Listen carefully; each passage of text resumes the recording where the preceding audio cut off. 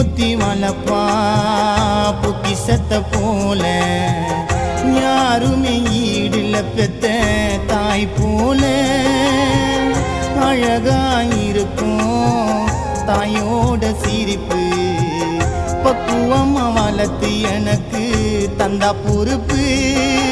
நாழுது நின்னாலும் கண்ணை தொடைப்பவ அம்மாதா